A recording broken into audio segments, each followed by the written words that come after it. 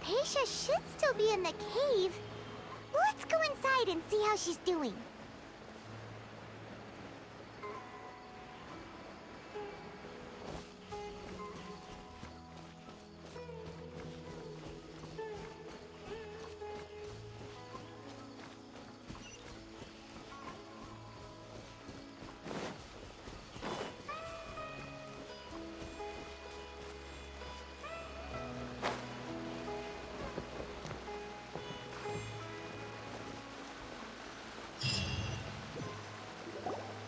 Hello?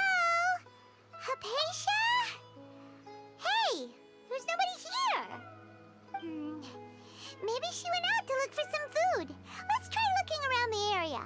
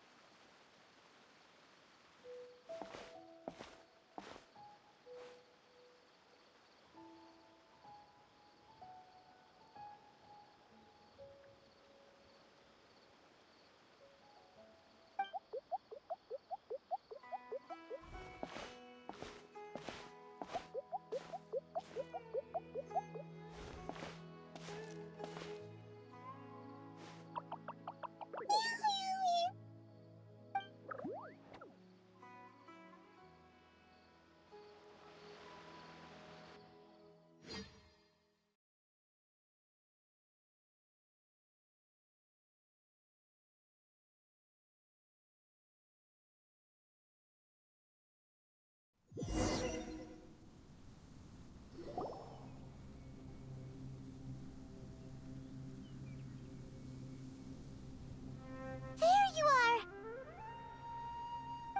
Hypatia, are you alright? So hungry. Need water. There's no way we can get her to eat in her current condition. Let's try finding some water first. Huh? Wait. Why does it look super foggy outside all of a sudden? Anyway, let's go look around.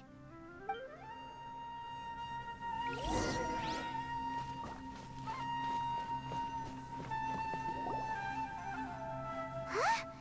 How'd things out here end up looking like this? What happened? And where are we? Really? Oh, maybe you're right. Let's go investigate the area.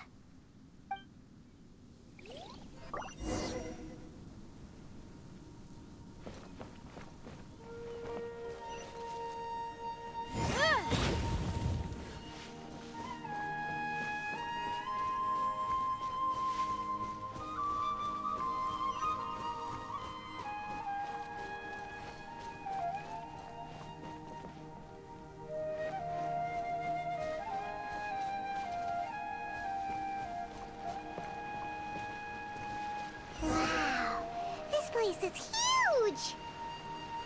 Paimon knew there's something off about that cave. Let's think of a way to get over there and have a closer look. Who knows? Maybe we'll find a lead of some kind.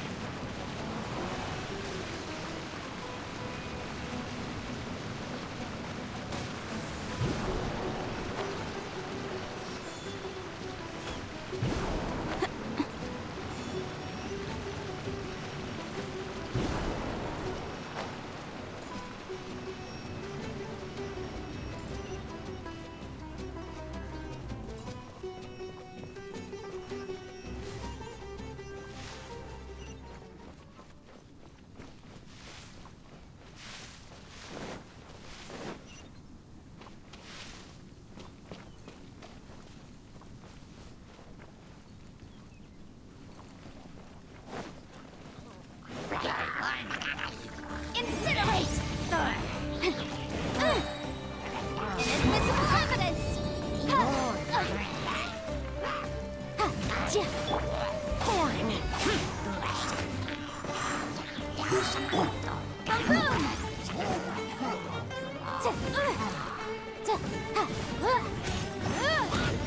Evil conquering. Here. Here.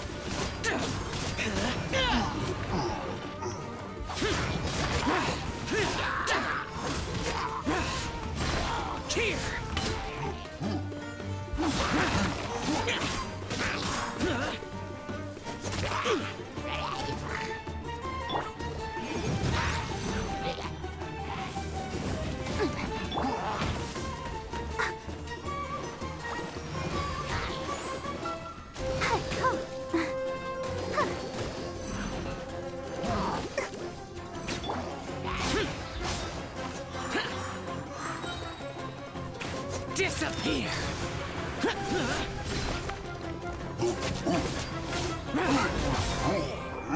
Here! Worthless! Here!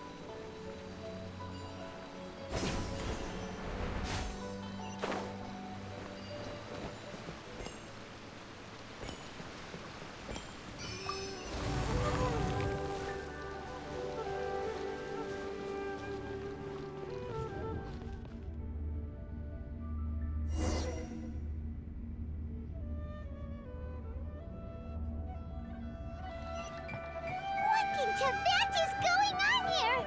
This place is getting weirder by the minute. Hey, what's the matter? You don't look so good.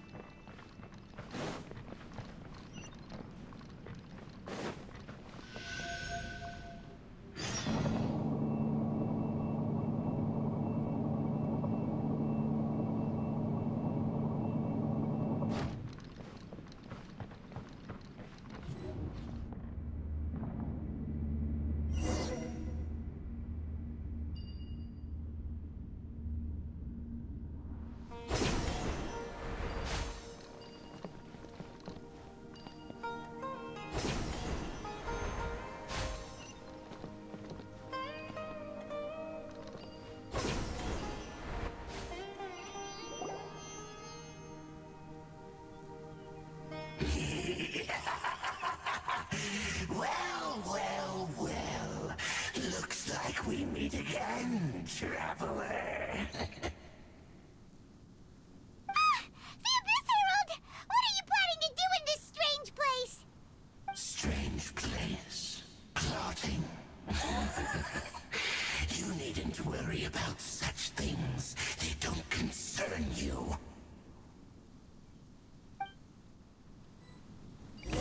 Bow before the abyss!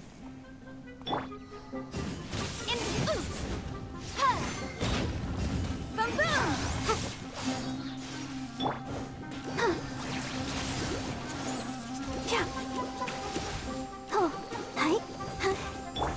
Take this! Bellowing thunder! Incinerate!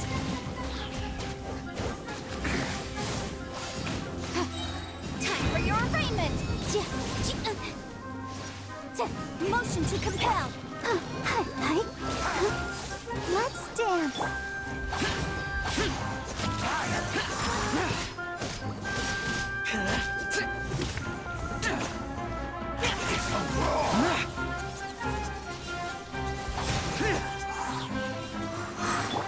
Incinerate!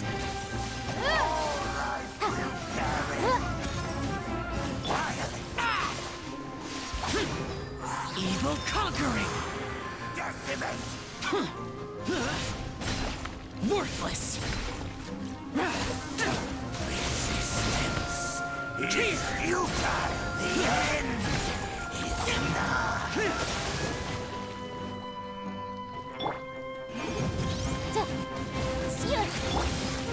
Let the show begin.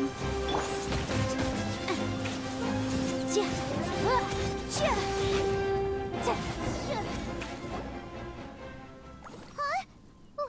Why can't we beat this guy? Oh, Paimon doesn't get it! We've faced others like him before! What's wrong this time? Traveler, though you may have managed to avert countless crises before, your good fortune was bound to end sooner or later. It's time you realize how weak and powerless you really are. Your brother. Oh, pitiful traveler. Are you really so ignorant? Or are you just living in complete denial? His Highness has long since forsaken you. Your meager existence in his eyes is that of an annoying bug, only to be stepped upon. The bonds of love and family which drive you to find your sibling are utterly gone. Your journey is meaningless. But don't you fret now. Today will be your last. Now die!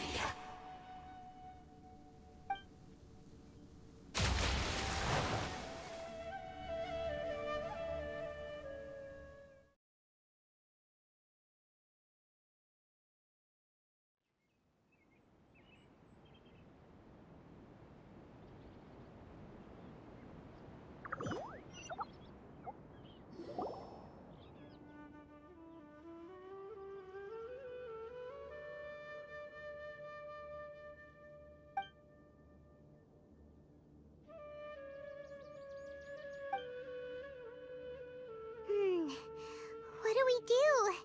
We haven't seen Haypasia anywhere out here. Oh, there she is! Quick, let's see how she's doing. So sweet.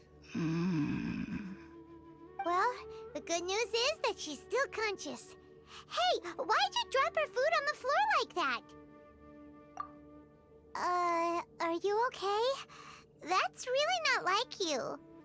Anyways, we can talk about this later. We better make sure she's all right first.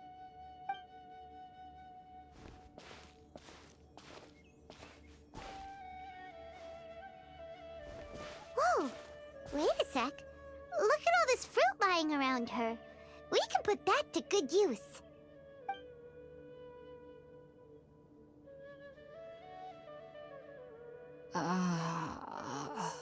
Who is there? Tainari, is that you?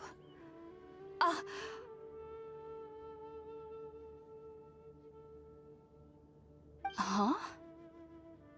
It's okay. You can relax, Hypatia. Tighnari sent us here to bring you some food and water. Here, we have a letter that he asked us to give you.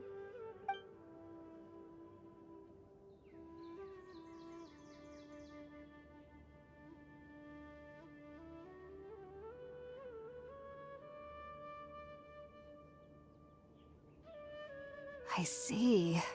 So, you're friends of Tighnari. I apologize for all the trouble I've caused you. I'm grateful that you came so quickly to save me. You even brought all this fruit. Well, actually, we didn't bring the fruit. It was already here when we arrived. We were kind of wondering about that, actually. When we found you here, there was all this fruit lying around and even some juice dripping from your lips. How did you end up like this anyway? Oh, really? I seem to understand now. All the fruit was likely from my, neighbor.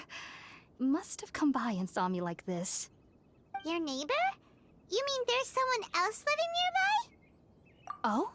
So you're able to see them too?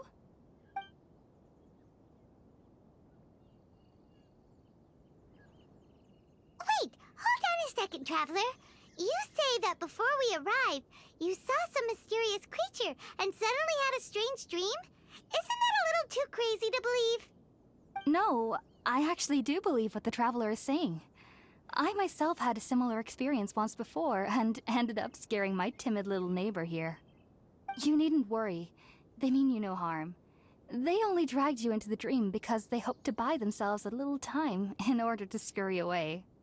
So, Hypatia, just what kind of creature is your neighbor exactly? I'm not sure what it's called, to be honest. But I do know that they have some sort of deeper connection with the Dendro Archon. I know this because the first time I saw them was also the exact day my consciousness was able to form a connection with Irminsul.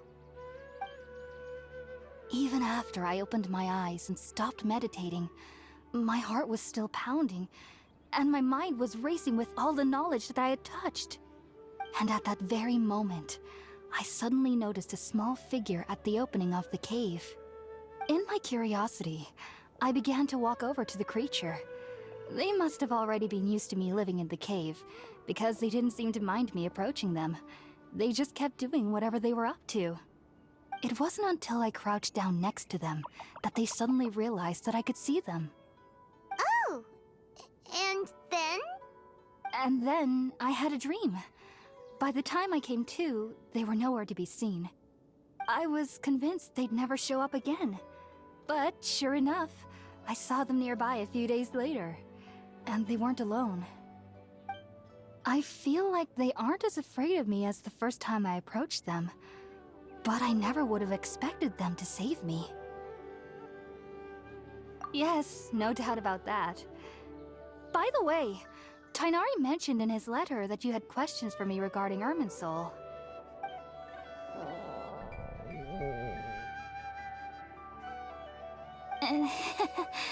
Sorry about that. Sounds like just drinking juice still isn't quite enough for my stomach. Well, if somebody hadn't dropped the food earlier... Anyway, looks like we'll need to prepare something ourselves. Besides, Paimon's getting hungry too. Let's eat first and talk about Irminsul later. Alright, we're up, Traveler. Today's menu will feature sweet madame and a radish veggie soup. You'll love them, Hypatia. They're our specialties after all. Sounds good. I've never tried any dishes from other nations before. I certainly look forward to it. It's been so long since I've had a decent meal, too. To be honest, the last time had to be when Tighnari came to visit.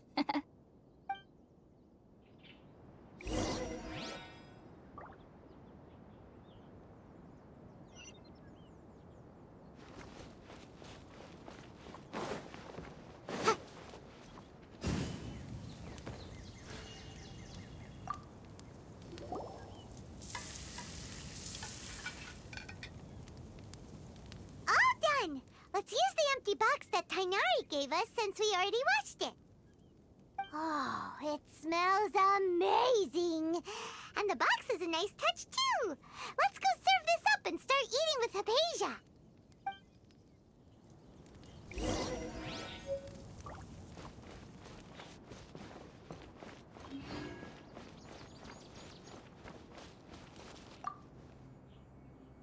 Are you already finished cooking? Smells delectable. I'm truly thankful whenever I can enjoy a proper meal like this. Cooking really isn't my forte.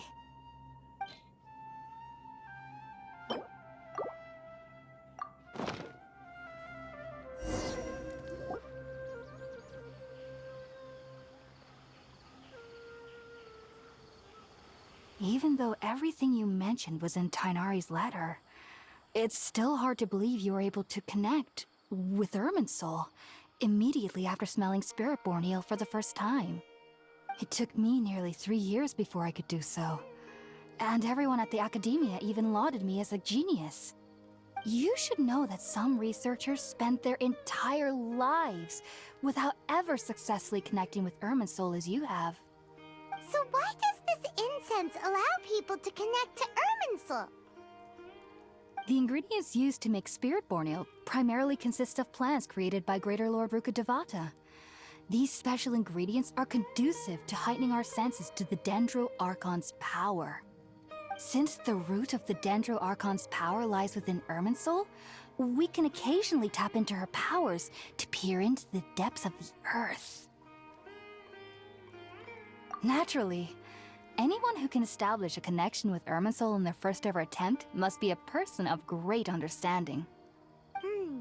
Makes sense. But Paimon's got a question. Why was she sensitive to the smell of those plants for such a long time? That was primarily due to her body's unique constitution. Stimulated by the incense, she could perceive the Dendro Archon's power and experience the sensory overload, hence the adverse reactions. Taking in any scent similar to the ingredients of Spirit Borneo would cause adverse effects. Not to worry, though.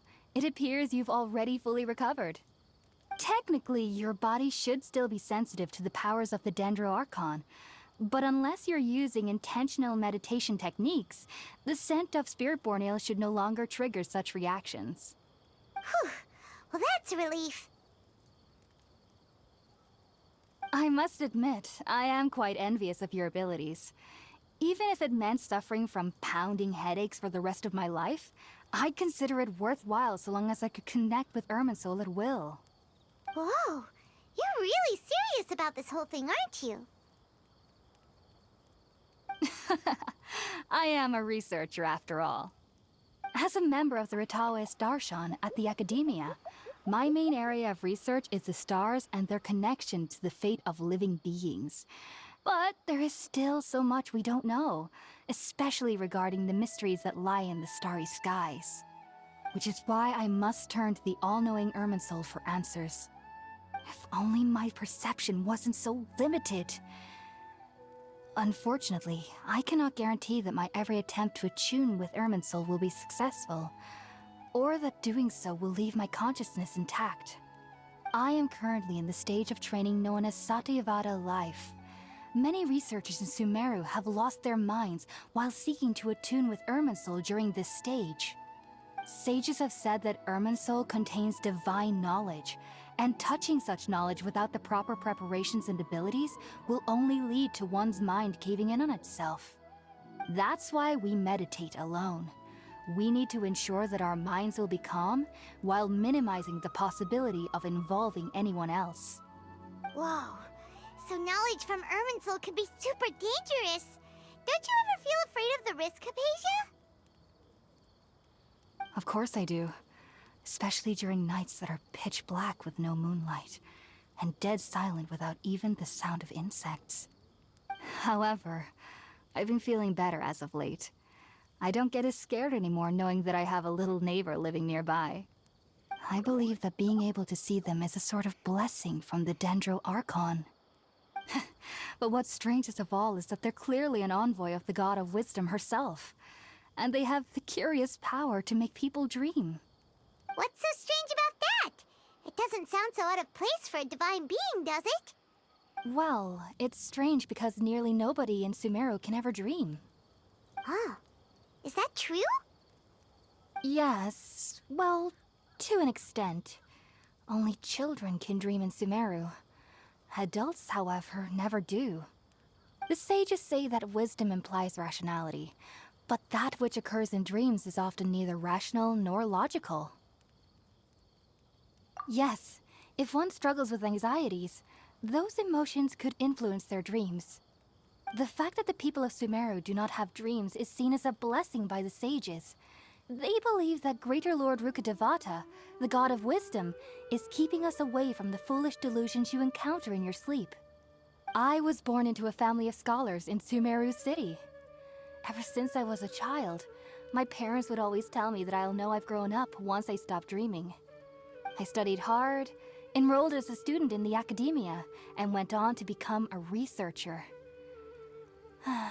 Sure enough, I never dreamed again. But then, on the day I scared the little Aranara, I suddenly saw a dream again. It was incredible. Though I don't exactly remember what I saw, I clearly recall the feeling.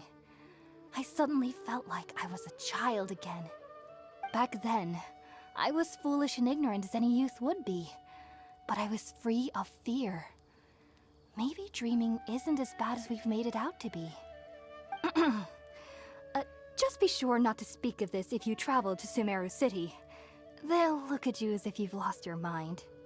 So, do you have any thoughts about the things she saw when she connected with Irminsul? Sorry. I'm afraid I don't have any answers as of now. All I can say is that what you saw is a memory contained within Irminsul itself. World forget me. What could that possibly mean? If only I could ascend past Satyavada life and begin Paripurna life, I might have some more answers for you. If you two are ever in the area again, please be sure to come and see me. There's no need to be thanking me. You two are my saviors. Besides, I'm already looking forward to tasting some more of your cooking.